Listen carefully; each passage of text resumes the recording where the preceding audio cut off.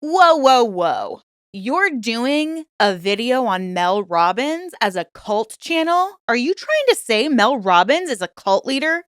No, I am not. But on my channel, I do like to talk about people who I think might be a little misguided or not upholding the ethics and morals of somebody who should be giving life advice to people. So I just want y'all to stick with me a little bit because this video is simply an assessment of Mel Robbins and an overview of her career and qualifications as a whole.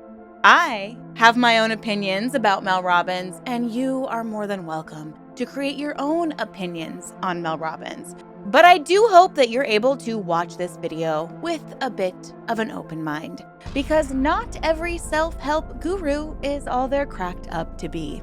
And today, we are going to reassess and provide some critique about Mel Robbins, self-help guru or scam artist. So sit back, relax, and take a deep breath. It's time to let the fresh air in.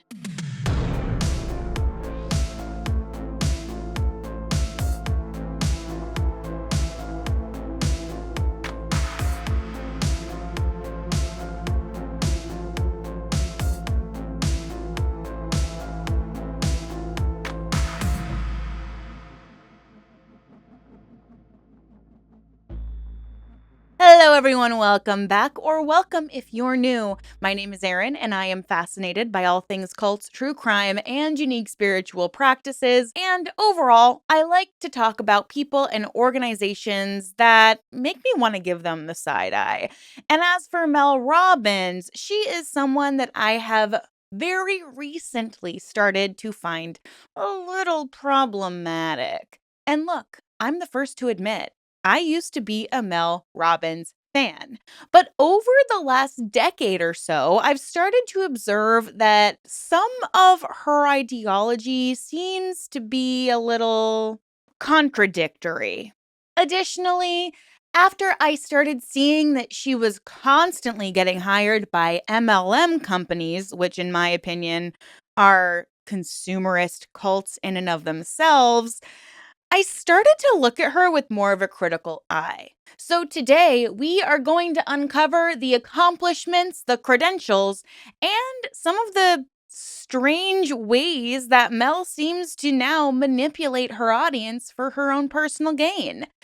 And look, I fully understand that there are things that Mel has said that have helped people. They've helped me. I am not saying you have to have black or white thinking. In fact, I think everything is nuanced here. But I do think we need to, from an unbiased yet somewhat critical point of view, start looking at these influencers, especially those in the wellness and self help space, with that critical eye so that we're always just taking what works for us and leaving the rest and not feeling pressured by these strangers with a platform to live our lives in any specific way. So without further ado, we're going to go ahead and jump on in. Melanie Lee Schneeberger, who would later become known as Mel Robbins, was born on October 6, 1968 in Kansas City, Missouri. She spent her formative years in North Muskegon, Michigan, growing up in a typical Midwestern environment. And Robbins has shared with us certain moments from her youth that shaped her outlook on life. For instance, as a fourth grader picked last for playground team, she recalls deciding that, quote, in life, you can either be the one doing the picking or you can stand around and wait to be picked. I'm not sure if she actually had this mindset when she was a child, but I guess we'll go ahead and take her word for it. Because if she did have this early resolve to take initiative rather than be passive, it would certainly become a theme in her teachings in her later life. She was very academically driven and attended Dartmouth College, where she majored in history, film, and women's studies. She graduated in 1990 and went on to earn a doctorate from Boston College Law School in 1994. So she has this Ivy League education, legal training, and so she began her career in law. In the mid 1990s, she worked as a public defender and joined the Legal Aid Society in New York City and would advocate for indignant clients in the court system. By the late 90s, she relocated to Boston and shifted into a private practice, working at a very large law firm. And while she did prove herself very capable in the legal profession, she started to feel herself becoming unfulfilled by this career. She would later recount that she would cycle through some other jobs in the corporate world, but felt just restless and really uninspired. But she did have a penchant for talking through problems and motivating others, skills that would serve her in the future. Eventually, in the early 2000s, she would hire a life coach for some personal guidance. And this life coach actually told Mel she should become a life coach. And at first, Mel says that it was the dumbest idea she'd ever heard. And to me, this just sounds like what we see a lot on social media, where it's like you hire a life coach and then the life coach gets you to pay for coaching to then become a life coach. And you're like, I'm 22 years old. I can totally be a life coach and I'm going to pay to learn how to be a life coach. It's like, that life coach is literally scamming you, and you're learning how to scam others. Because honestly, and in my own personal opinion, your money would be better served paying for like an actual therapist than an online influencer life coach who has probably been brought up with a lot of privilege, but that's a conversation for a different day. But this idea that Robbins could be a life coach planted a seed. And Robbins discovered that, in fact, she was great at helping people figure out solutions to their personal problems. So by the mid 2000s, she decided to pivot out of law and launched a life coaching practice. And she did quickly attract these high profile clients, specifically executives at companies like Johnson & Johnson and Wells Fargo, who seemed to value her direct and pragmatic counsel. So, this period of time marked Robbins' first steps into the world of personal development. She wasn't an attorney, but a self styled problem solver and motivator for hire.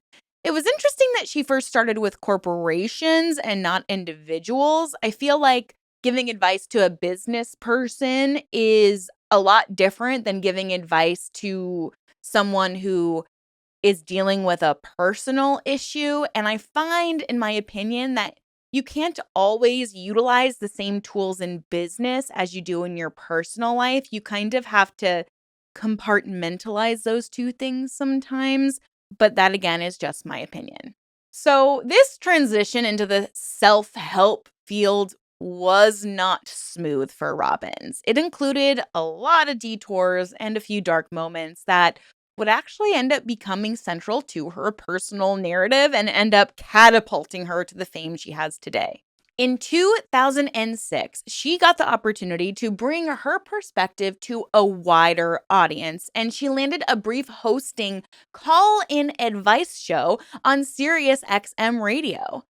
And the exposure, although promising, was pretty short-lived. Because around 2007, 2008, Robbins was tapped to be a mentor on a new reality TV project for Fox, originally intended to feature her improving office workers' lives. However, during production, the show's premise changed dramatically. The producers now wanted the drama, and they pressured Robbins to fire participants on camera as entertainment, a la The Apprentice, See Ya Fired. But Robbins was actually uncomfortable with the unethical twist, to her credit, and she would try to back out, but then she was threatened with a lawsuit if she quit.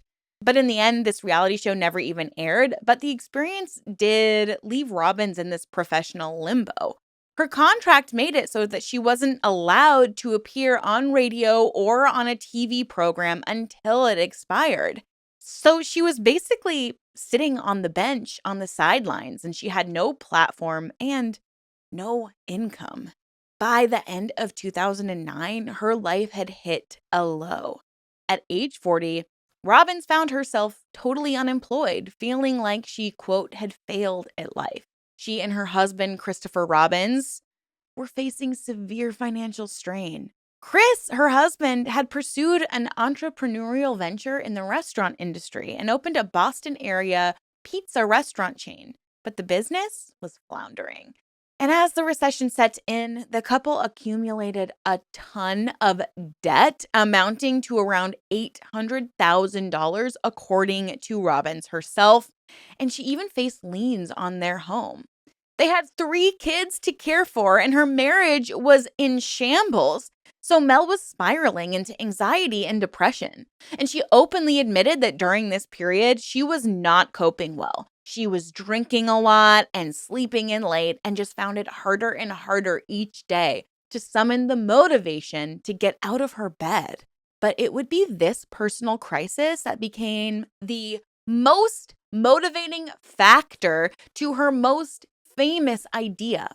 One night in early 2009, as she recounts countless times on speeches and on podcasts, she was just curled up on her couch, and then a TV commercial caught her attention. It was a dramatic shot of a rocket launching into the sky. Something about the countdown and blast off was inspiring to her, and it was in that instant that she devised what she would call the 5-second rule. If she could push herself to act on any impulse within 5 seconds, she might just break free of the paralysis she was feeling. So the very next morning, when her alarm rang and that familiar dread set in and she felt that temptation to hit the snooze button, instead she counted down 5, 4, 3, 2, 1, and forced herself to throw off her blankets and stand up before her mind could stop her. And she credits this simple trick to launching her out of her rut. And it would be that split-second decision that would actually, ironically, launch her career. So she's armed with this new personal tool, and she begins to rehabilitate her circumstances. She stops drinking. She refocuses on her family and her relationships. She started hustling for opportunities in media and speaking to generate more income. Reportedly, according to her, she would sit at her kitchen table and just cold call radio stations and TV producers, pitching herself for any on-air roles. And eventually, her persistence would pay off. A regional radio station gave Robbins another chance on the airwaves, and she became the host of a daily talk radio show for Cox Media Group. I mean, you have to hand it to her. If this tool worked for her and if it works for you like it has worked for me, then use it. Heck yeah, she has built an incredible career based off of this foundational tool that now she promotes to others. And that in and of itself is incredible. I mean, in 2014, she even won a Gracie Award, which is a prestigious honor for women in the media, as an outstanding host in news and nonfiction. And around this time, Robbins dusted off her legal skills and joined CNN as a commentator and legal analyst. Step by step, she was rebuilding a career, not necessarily in law, not exactly as being a life coach, but she was a charismatic media personality that was sharing her advice with the masses. In 2010, she would write her first book called Stop Saying You're Fine, Discover a More Powerful You. This book encapsulated Robbins' no excuses ethos and some of the lessons that she had drawn from coaching clients and herself on taking action in small steps. And Stop Saying You're Fine flew under the radar at the time. Robbins was still an unknown author, but it did lay the groundwork for her later philosophy, and it provided a lot of context for her speaking engagements. But then became the most pivotal moment in her career. This would put Mel Robbins on the map, because in 2011, she was invited to give a TEDx talk in San Francisco. And the talk's title was provocative and on brand. It was called How to Stop Screwing Yourself Over. And we are reacting to this self-help speech in my Tuesday video, so definitely stay tuned for that. In this video, Robbins introduced a live audience to her quirky little procrastination hack, the 5-second rule. And with an engaging blend of tough love and humor, she implored people to break out of inertia by physically moving within 5 seconds of feeling any impulse to improve their situation. And it would be that 21-minute TED Talk that would go viral. I mean, it struck a chord across the globe. And over the next few years, the video would amass millions of views on YouTube. I mean, it currently has 33 million views. It is one of the most viewed TEDx talks ever. This success transformed Robbins' career trajectory. Practically overnight, she became a sought after speaker. Organizations and companies began inviting her to keynotes for their events. They were drawn in by her ability to articulate uncomplicated concepts, okay? And she would do it in an entertaining way. And Robbins' speaking fee would soar as she proved that she could electrify rooms of all sizes. She recalls that by the mid 2010s, she was crisscrossing the country almost nonstop. In 2016 alone, she delivered 121 speeches to audience ranging from tech giants to small businesses. And Robbins' core message in these talks expanded beyond just the 5-second rule. She wanted people to stop waiting and start doing. She emphasized that meaningful change doesn't require drastic overhauls all at once.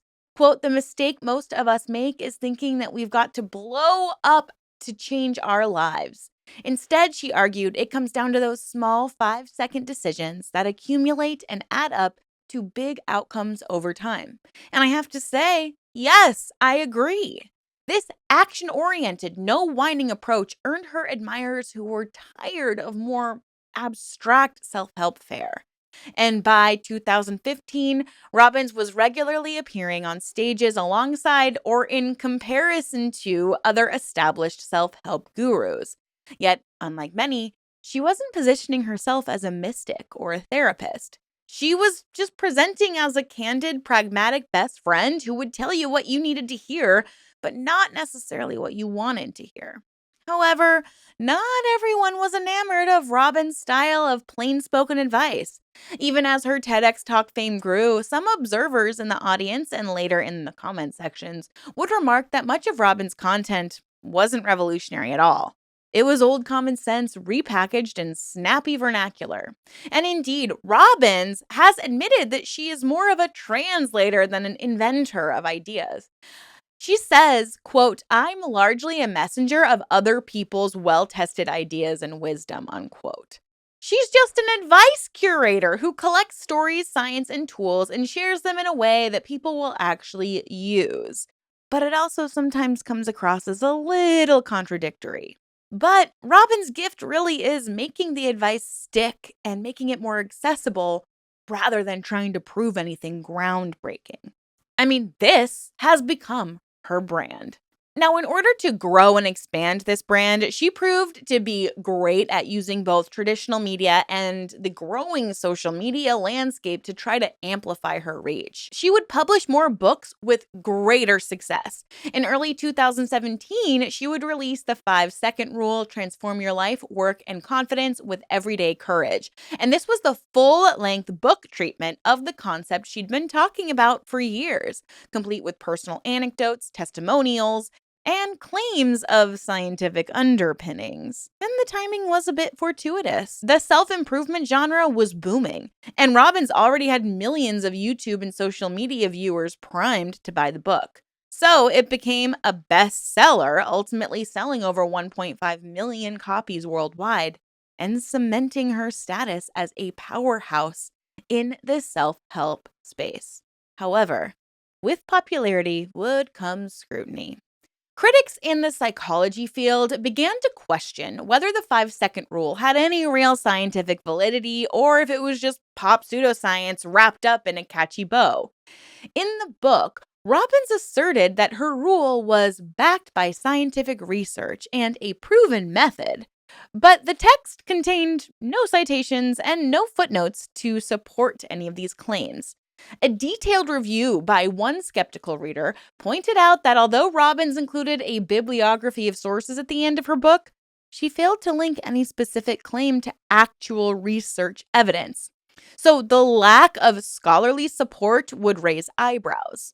Was this truly neuroscience or psychology research that confirmed counting down and physically moving would consistently bypass one's own habits?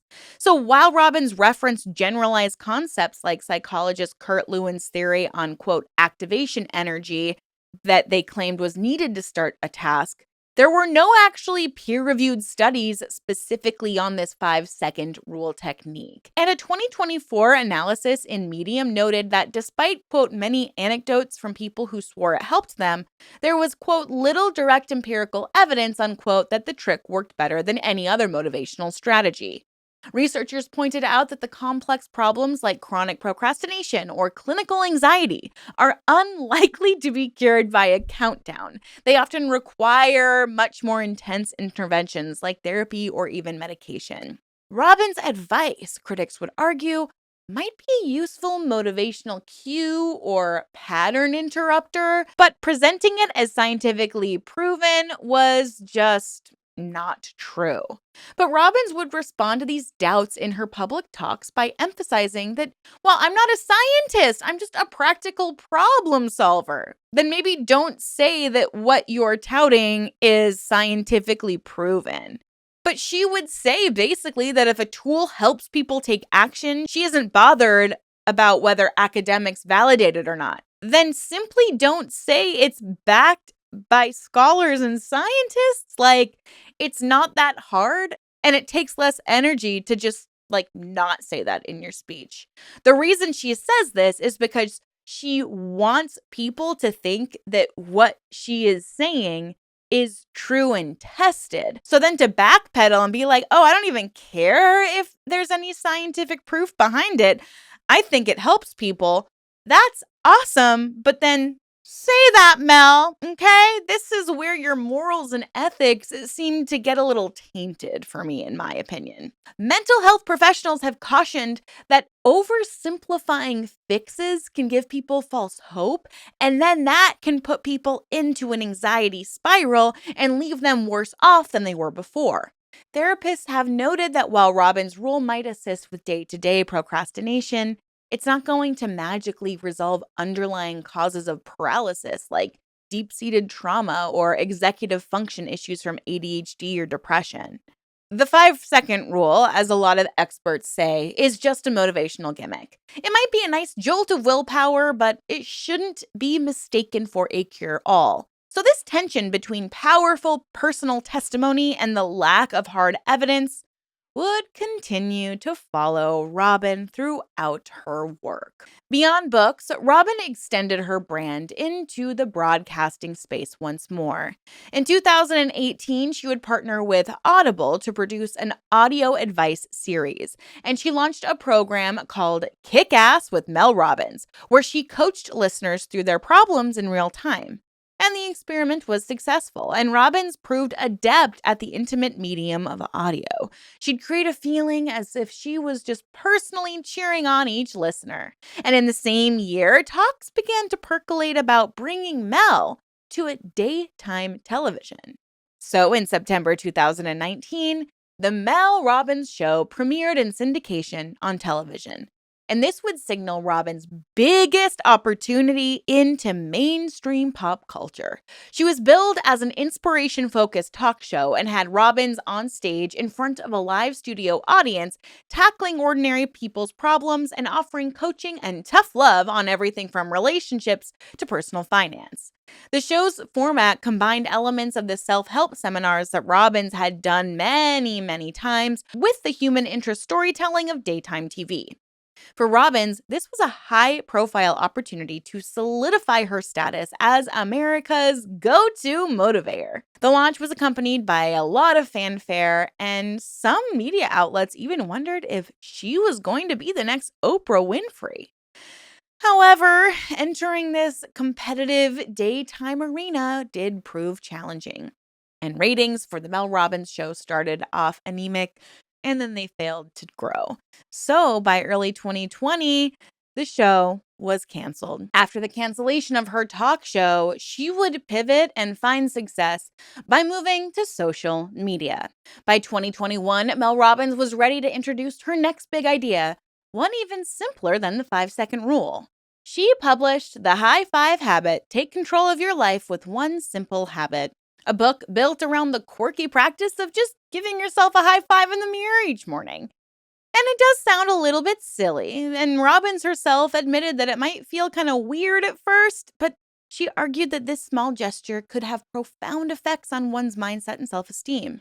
According to her, slapping your palm against the mirror in a celebratory manner sends a subconscious message of encouragement and self acceptance, counteracting the often harsh internal critic that many people hear when they look at their reflection. But she would back this claim with references to neuroscience about dopamine and the power of physical movement to anchor psychological states.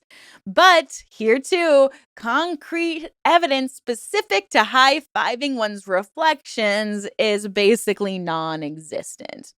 But the high five habit quickly became another bestseller, and it would ride a wave of enthusiasm, especially on social media. Robbins would kick off a high five challenge online and encourage people to post about their experiences high fiving themselves and try to tag others to do it. And thousands of people obliged, turning it into a feel good viral trend. Many participants would describe feeling unexpectedly uplifted by the ritual, a moment of playful positivity in their morning routine. Robbins' message in this book expanded on her core philosophy. Small shifts in behavior can change your attitude. By congratulating yourself each day, you allegedly prime your brain for optimism and resilience.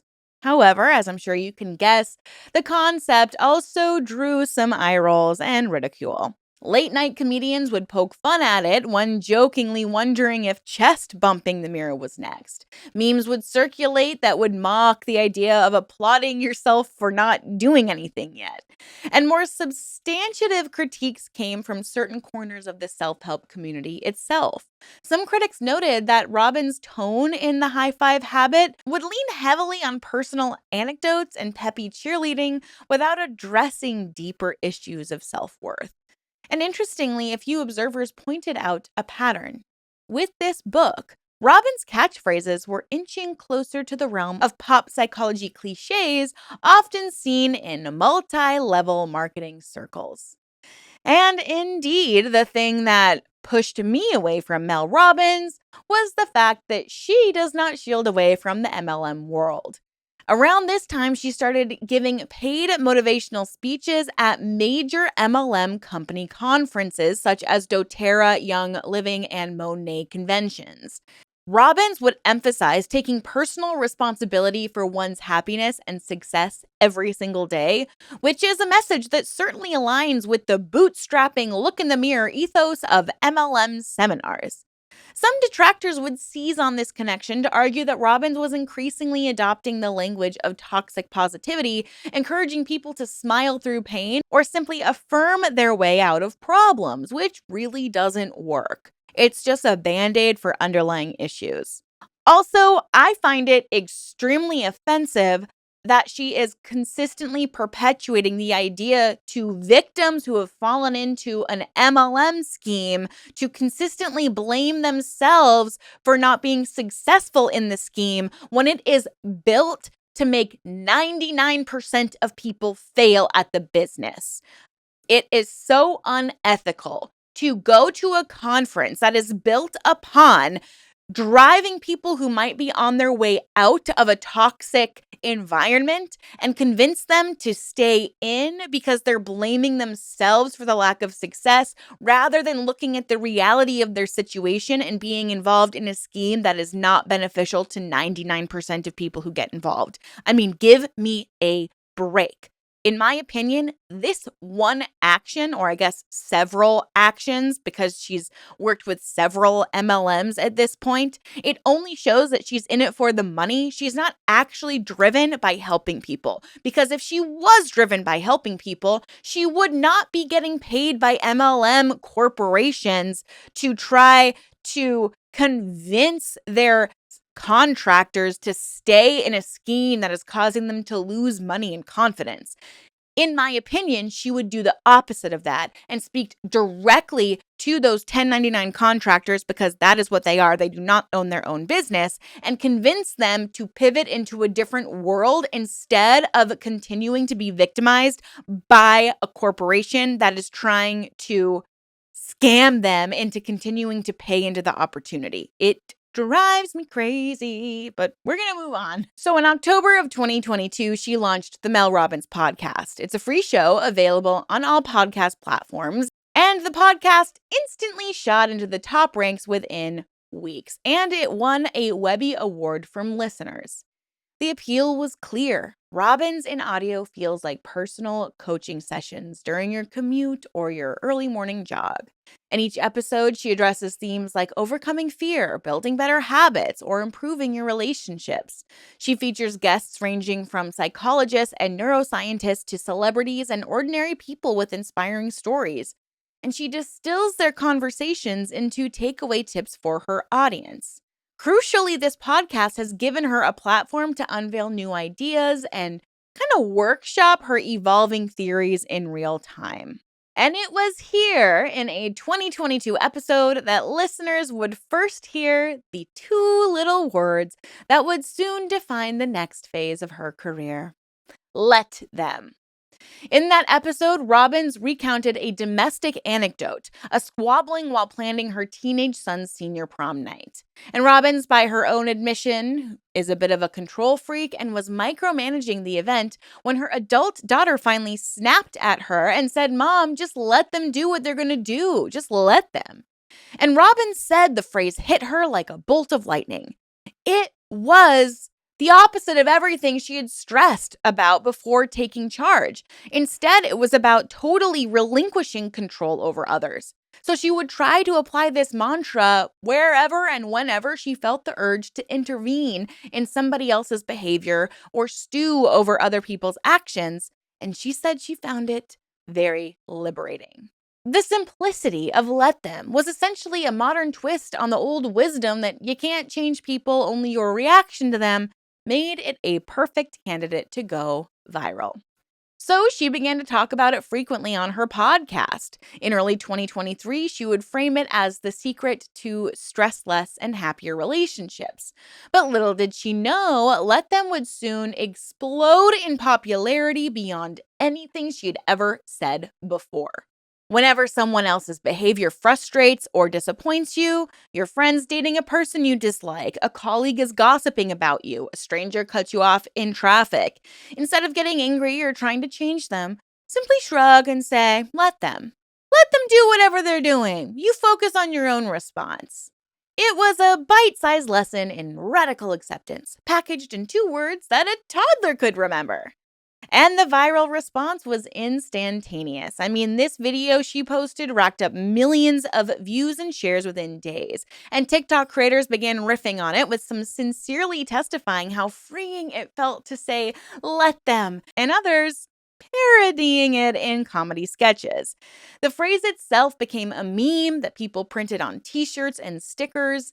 And at least a few fans even got let them tattooed on their bodies. At the end of 2024, her book, The Let Them Theory, a life-changing tool that millions of people can't stop talking about, whew, that's a mouthful of a title, hit the shelves. And it immediately shot to the top of bestseller lists and sold over 7 million copies worldwide.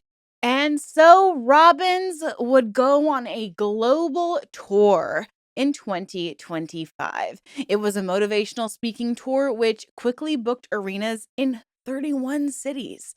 This was the pinnacle of her career. She was and is the self-help guru of the moment. Yet, as the let them craze snowballed, something else was happening at the same time. A lot of backlash. And this would be a turning point where Robbins' acclaim met an equally loud wave of criticism and controversy. Not long after the Let Them video went viral, murmurs began circulating online that this brilliant 2-word theory might not have been Robbins' idea at all. In fact, a poet and motivational writer named Cassie B. Phillips had written a piece titled Let Them that went viral back in early 2022, more than a year before Mel Robbins even uttered those words. Phillips' poetic essay had encouraged readers to let people be who they are, virtually the exact same ethos that Mel had been touting, so it sparked this grassroots social movement. People were not happy that Let Them was basically plagiarized from another woman. Mel Robbins would address this by saying it's just something that she heard about and instantly loved it. She didn't mention Phillips at all. And obviously, she didn't source Phillips in her book that sold millions of copies. Instead, Robbins positioned Let Them in her book as a kind of wisdom that came to her during her son's prom fiasco. And even when a Guardian journalist directly asked Robbins why she failed to credit Cassie Phillips' viral poem, Robbins doubled down on her stance and essentially said, "No one owns Let Them. It's ancient wisdom that's been around in various forms. Just admit that you heard it from somebody else. That's what you've been doing your entire career." And not only have people been critical of her alleged plagiarism, but psychologists worry that the whole let them theory might again just be too simple, but also it could be detrimental for people who have very complicated relationships. Is life really that simple, they asked? And yes, for certain situations, letting them is sage advice. Not fretting over a partner's harmless quirks or a friend's personal choices that don't affect you, that's great. But what about more serious scenarios? A lot of critics have argued that the let them theory, if taken to an extreme, could actually encourage passivity in the face of genuine harmful behavior. Psychology Today ran a piece in May 2025 bluntly titled, "Why You Probably Won't Let Them in the Long Run," with the subheading, "It's Hard to Resist the Temptation of an Easy Answer." The author, who was a therapist, noted that telling someone in distress to just let them often oversimplifies the situation and can sound as unhelpful as the doctor telling a patient, "Just stop doing that," when they report that something causes pain. The article pointed out that letting go as a concept is ancient. Many religions and philosophical traditions preach acceptance. But there's a reason humans still struggle with it. Our minds reflexively want to do something about sources of pain or conflict.